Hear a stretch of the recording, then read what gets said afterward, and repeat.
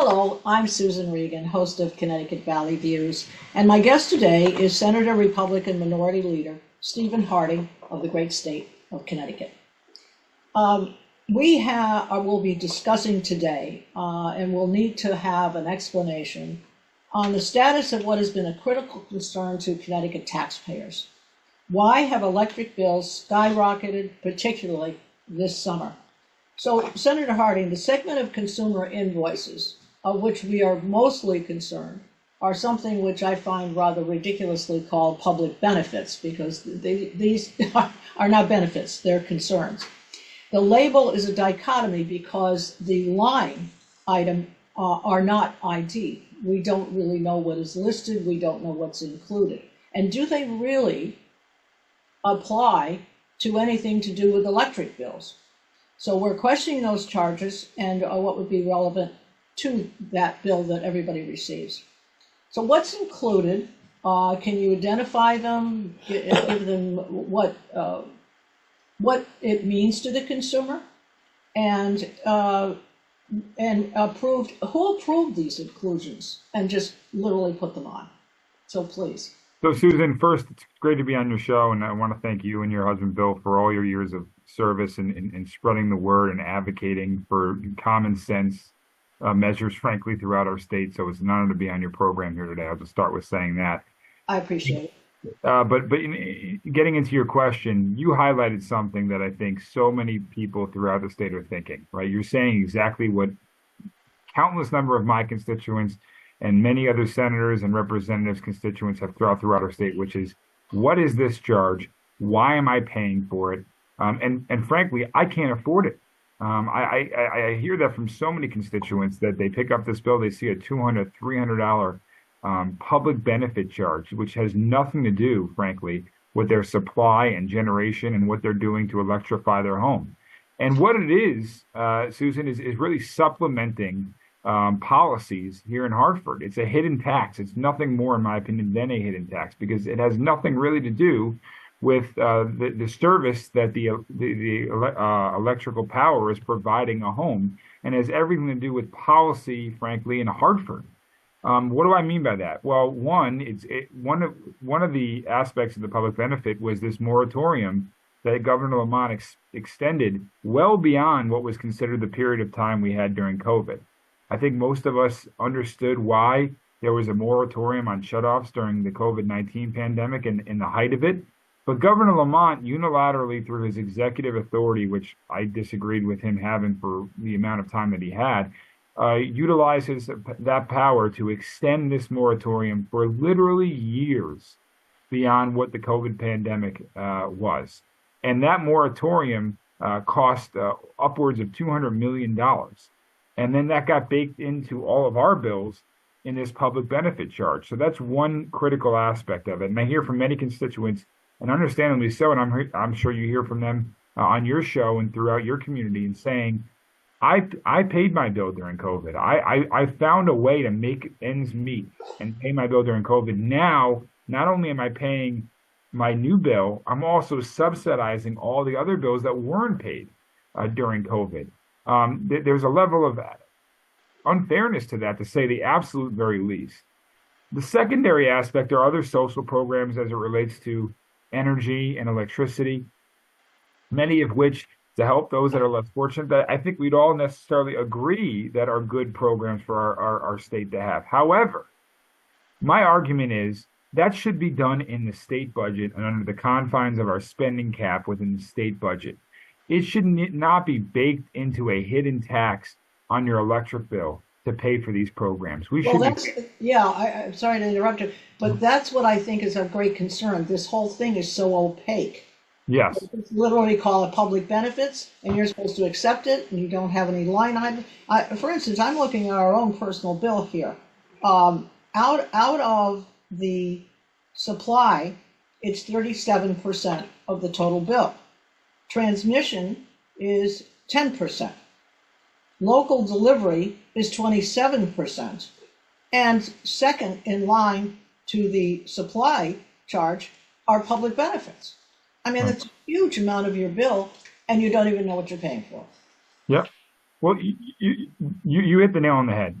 We don't even know what it is, and as the onion gets peeled back more and more, I think the more and more we get frustrated by it because even though there are some aspects of it that most of us, including myself, would agree with in terms of our state investing in, it should be transparent in our state budget. That's another topic of discussion that you hit. But there's other layers of it, which I think most of us that are commonsensical would tell you we should not be wasting our money on. And I'll give you an example, Susan. Part of your public benefit is also supplementing all these renewable energy resources that our legislature and through policy is forcing our state to purchase and forcing you as a ratepayer to subsidize. That's part of your public benefit. That's part of this cost. So you paying for green energy, quote unquote, in solar or wind at 3 times what the market rate may be for regular energy resources, that is your public benefit. That's part of your public benefit, a significant aspect of it. And what I've been saying in Hartford and what many of my Republican colleagues have been saying in Hartford for years now is we are the 3rd highest electric rates in the country. We're 3rd only to Hawaii, who's on an island, and as Senator Fazio rightly said, and California, who's lost their mind. So we're now 3rd, just behind those 2 states. We should be doing everything in our power to reduce energy rates, to find ways to make energy rates more affordable. Instead, in Hartford, we're seeing policies that are doing nothing but drive up our energy costs, and it's being baked into this hidden tax in your public benefit charge. And so this is why one of the things that I've been calling on in the legislature and all of my Republican colleagues in the Senate and Republican colleagues in the House have signed a petition to go into special session now, immediately, before this election. Let's get politics out of the way. Let's do what's right. And let's vote on a package that would move this public benefit off of your electric bills, move it on to the state budget where it should be. And let's also use these federal dollars that we have that are simply right now just going to simply funnel our bureaucracy in Hartford. That's all it's going to do. Instead, use that money towards paying down this ridiculous public benefit charge or this increase that all of our ratepayers are being forced to pay. That is simply just the right thing to do. We can provide immediate relief now for whatever reason, and logic, frankly, is not one of them, in my opinion. The Democrats have completely disagreed with that. There was very recently a rally at the Capitol by people who want exactly what you said, to remove this public benefits entirely off their invoice. And what Lamont said, when you folks were asking for a special session, he literally put his foot down and said, no, we're going to hold off and we're going to wait until January 2025. This should really be a bipartisan bill. Everybody's receiving these bills. I don't understand why we can't drive through the idea that this is one thing to help, particularly during these inflationary times, particularly for people who are on fixed incomes, particularly for senior citizens who have to decide between paying their electric bill and their medicine, or taking their dog to the vet, or helping their grandchildren, or whatever. This really should be a bipartisan thing. Do you not agree?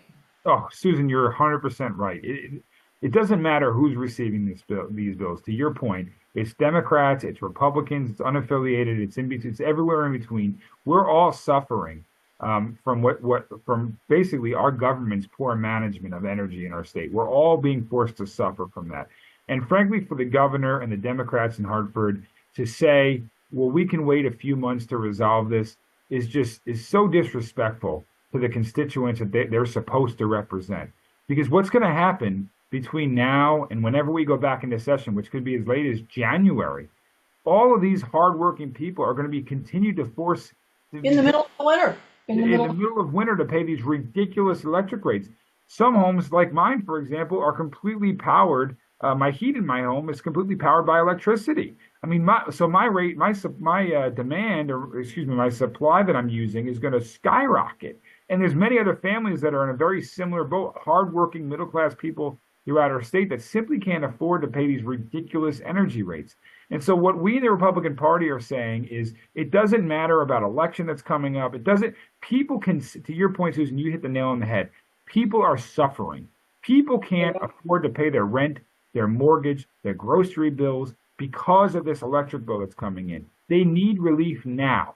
And to simply turn to them and say, we'll get to you in a few months when it's convenient for us If you're still alive. is so disrespectful to the people they're supposed to represent. And frankly, in my opinion, it's a dereliction of your duty, either as a representative or a senator or as the governor, to sit there and look to the side and essentially be an ostrich in the sand Yes. until we go back into session. Yes. Well, I just want to point out to people, this is our bill, our personal bill.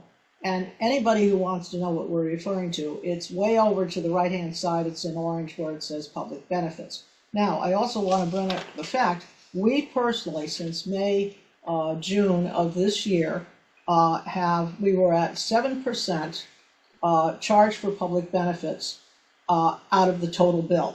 We are now at 26% of our total bill is relevant to the public benefits section. Right. So this is so far out of hand. But in any case, Susan, I mean, think almost 1/3 of your bill. Yes. Almost 1/3 of your bill it has nothing to do with the electricity that you're using. Exactly. How obscene is that? Obscene. Yes. Obscene. These are as far as I'm concerned, unfunded mandates. Where you said there is money. We're sitting on. Frankly, we have $4 billion in reserves, which is fiscally healthy. I get it, but I also look at it from the perspective, and I'm sure you do too, being the strong fiscal conservative that you are. Yes. That essentially means we have overtaxed the people of the state by billions of dollars for multiple years now. And what we're saying to you in the constituency of the state is, this is our money. This is our bureaucracy. This is our bureaucracy that we want to continue to funnel with this money. And we're just going to sit on it and continue to funnel our bureaucracy in Hartford and not give any of it back to you while you pay record electric rates at home.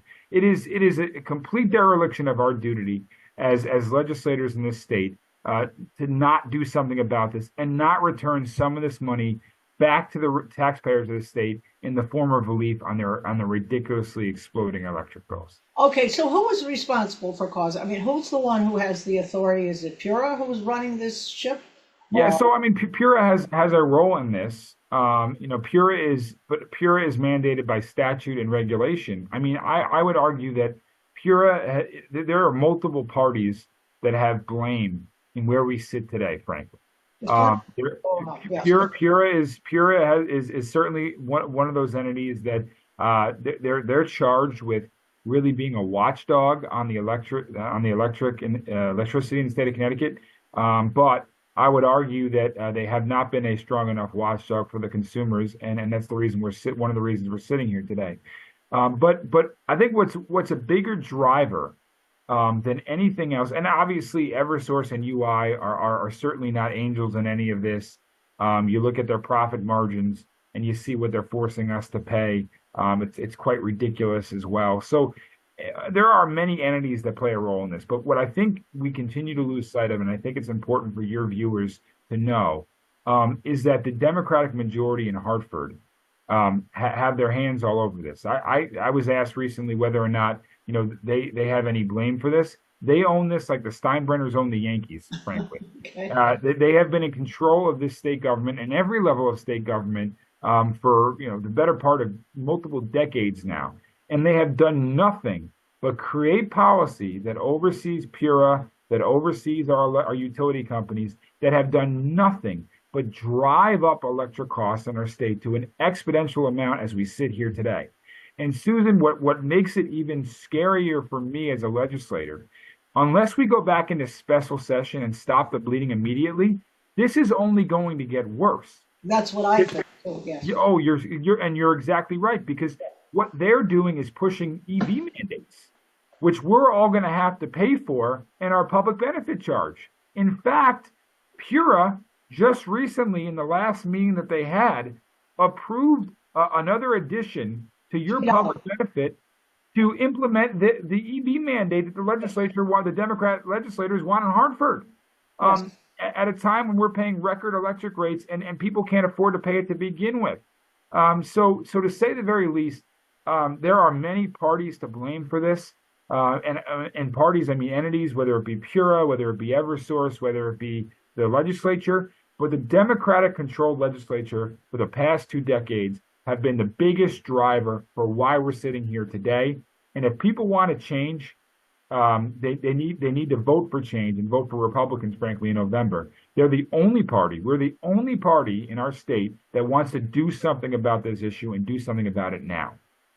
Yeah, well, I guess what can you, as a Republican legislator, do other than, I mean, when you talk to the people across the aisle, can they come up with a rationale for this when they know people are suffering and winter's coming and fixed incomes and inflation, and we got so many problems and challenges everywhere, but this is a very basic one, like food, medical needs, and keeping your house warm.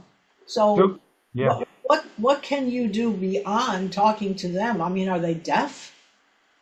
Susan, I usually get one or two responses as to why they're not in support of special session, and I would argue both of them are terrible responses and are inexcusable. One is they don't believe it would provide enough relief, which I think is honestly it would be a laughable response if it weren't so sad, frankly, that individuals are now being forced to continue to pay these ridiculously unaffordable bills because of their inaction here. But they're claiming it doesn't provide enough relief. And my argument would be, well, what's your plan? We want to provide as much relief as is possible. So if you have a plan that's going to provide more relief than what our plan offers, come to special session, offer it, and we'll support it. But they don't have an answer to that. They just say, well, it doesn't provide enough relief. And I think that's a ridiculous response. At least it's providing some level of relief.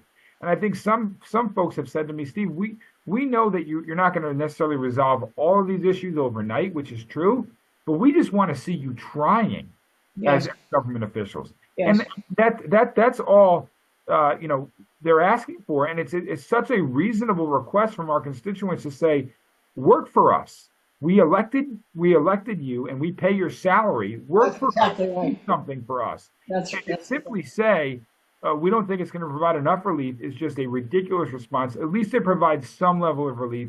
At least it shows our constituents that we're trying, that we care. So that's one ridiculous response I've heard from some Democratic legislators.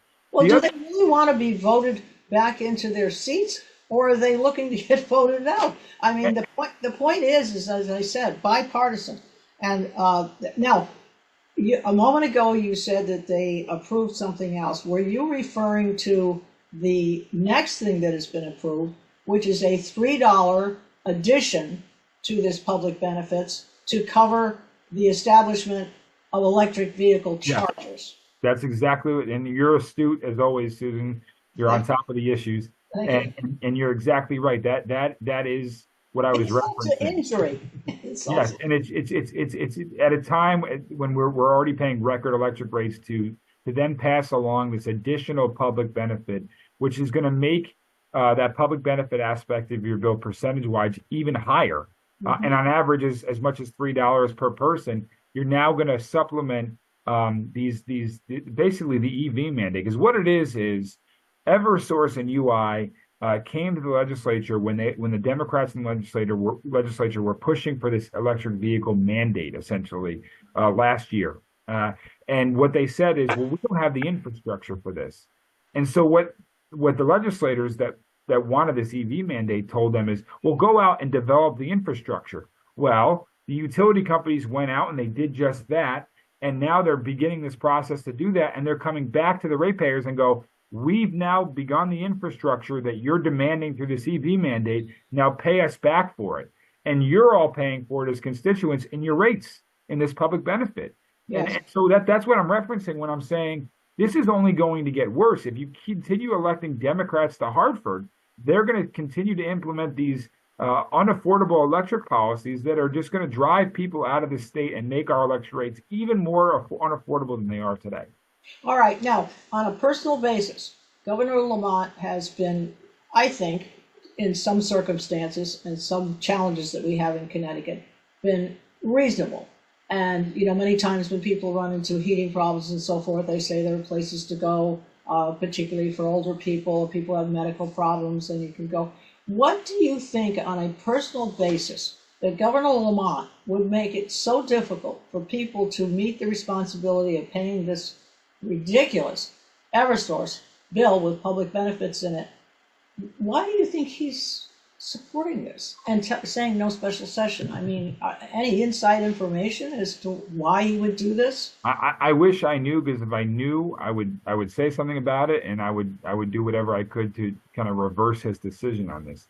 The one thing, Susan, you made a really good point about is he is someone that has, for the most part, seemed reasonable when compared to the really far left of the party and the Democratic Party that controls the legislature. So when you compare his policies and his stances on many issues as compared to many of the Democrats and some of their ridiculous ideas in Hartford, he seems reasonable, and I have found him to be reasonable. But I think this is a watershed moment for the governor's administration.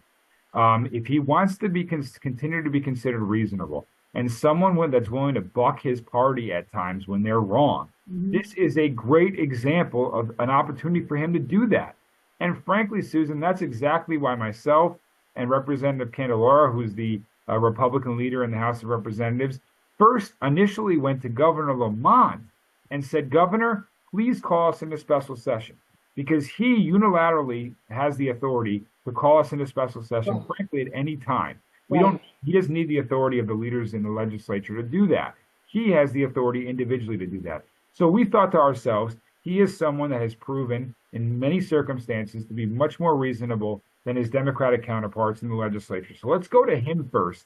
Present him with all of our constituents' understandable and valid frustrations, and hopefully he'll be reasonable once again and do the right thing, get us into special session, and provide these hardworking people immediate relief.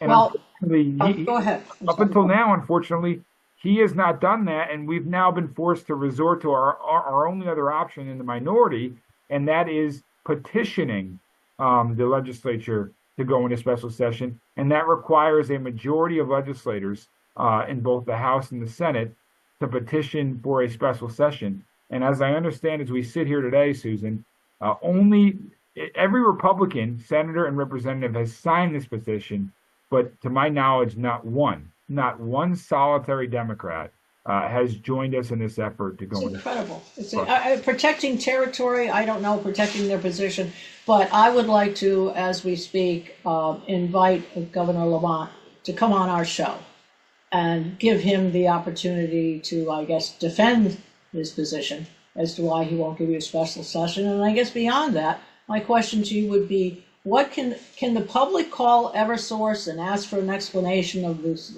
these line items and what they cover and so forth? Do they get respectful treatment when they contact? And what can the public do? More rallies? But I personally, I'm inviting Governor Lamont to be on here and explain. I have interviewed him before when he was running for his campaign, running for his seat and so forth. So that's it. The invitation is out there to the governor. I would like to say that it's his opportunity, as I said, to defend himself, but I also would like to put him in the hot seat, to be perfectly honest, because, it requires something very dramatic. What do we need to do? Do we need to find dead elderly people in their homes because they couldn't heat it? Do we need to have something so dramatic happen that they turn around? It's frightening, frankly. It's frightening because I hear from many families, as do you, Susan, where, and I mentioned at the beginning of the program, that are literally trying to find a way to either pay their medical bill, yes, or pay their grocery bill and pay this electric bill that they just simply can't afford. And when you hear, particularly those that are senior citizens on fixed incomes, tell you these stories, it's just absolutely heart-wrenching. And to think that, we have, the governor's office and the Democrats in the legislature completely unwilling to do anything about these individuals or helping these individuals in the immediacy right now, just doesn't make any logical sense to me if they have an understanding of the suffering that they're going through. And so, to your question, Eversource is certainly no angel in this. UI is certainly no angel in this. We talked about it at the beginning. I think, depending on the person that picks up the phone at one of those entities, You might get someone with a more positive experience where they do explain these bills, and you might get somebody who's unfortunately very rude, which would be very sad to hear Incompetent. someone. Yeah, it would be terribly sad to hear someone have to go through that who's already struggling to pay their bill and simply inquiring as to what am I paying for. But I think what's important to note is, even it's not even UI and Eversource. It's policies being driven in Hartford. We can change this. Your elected officials, your state reps, and your senators have the authority to go into special session and change this and move this public benefit off of your bill. We have the authority to do that. And by not going into special session and not addressing this, we're ignoring that request. And it's not even so much as Eversource and UI as it is really the Democrats in the legislature that have an unwillingness to provide any level of transparency to this public benefit and to provide some immediate relief to the hardworking constituents. Well, we're hoping we'll get this program out, Great. and we will certainly give you the link to it. You can use Thank you. any distribution you want to do, put it on our website. And speaking about website, what contact information can we give to our viewers with regard to contacting you? So on Twitter, I'm at SenHarding, SenHarding 30. That's my X handle. You can reach me there. I'm on State Senator Stephen Harding with a PH on Facebook. You can join the Connecticut Senate Republican Caucus. That's also on Facebook. Great. Also has a X handle as well. But also, more importantly, like I talked about, urging your legislators to do the right thing and join the Republicans in the effort to go into a special session and provide immediate relief. Susan, they can go to Special Session CT, as in Connecticut. So it's specialsessionct.com. And that website will provide you all the information on who to contact, how to contact them, and to tell them, do the right thing, do your job, go into special session, join this petition, and reduce these energy rates in Connecticut. Well, it's been a real delight to be able to speak with you, and I very much appreciate for your principled commentary. And hopefully we have identified and, as I said, put on the hot seat the Democrats. So vote Republican. They are the ones who are for we the people. I am for we the people. I'm sure you know that. And for our viewers, you can see this program at your airing stations. Look for your specific town for public access TV. You can always see all of our programs on ConnecticutCTValleyViews.com. And again, thank you so much, Senator. Susan, always an honor to be on your show. You have done an incredible job getting the word out and being a strong advocate. Well, we will look forward to having you back, and hopefully you will push through with that special session. And we thank our legislators and representatives on the Republican side for all their hard work, and especially Candelora. I know he's out there with a loud voice. He is. Yeah. Well, again, thanks so much, and we will get this link to you, and we will get it out to our viewers. Thank you, Susan, as always.